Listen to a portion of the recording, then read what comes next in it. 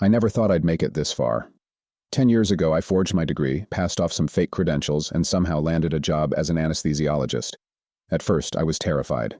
Every procedure felt like a game of Russian roulette, but I quickly learned how to mimic confidence.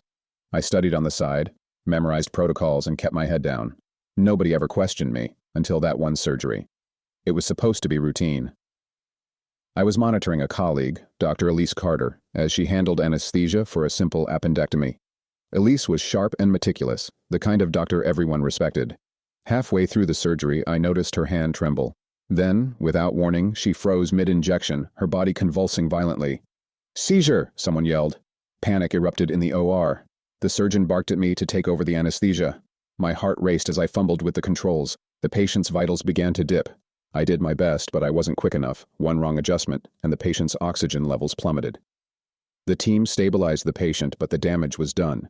Elise was wheeled out, unconscious, and I was pulled into a meeting later that day. "Dr. Reynolds," the chief of surgery said, fixing me with a glare. "We reviewed the incident. Your handling of the situation was troubling." Troubling? It was a disaster, and they knew it.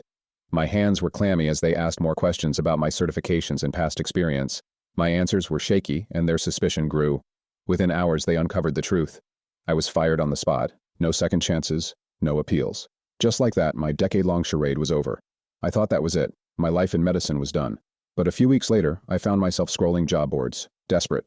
To my disbelief, I landed another job at a small hospital a few hours away. They didn't dig too deep into my past, and I made sure my fake credentials looked even more airtight this time.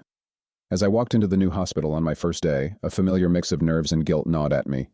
I had a fresh start, but for how long? How many more surgeries could I bluff my way through before someone else paid the price? And yet I couldn't stop.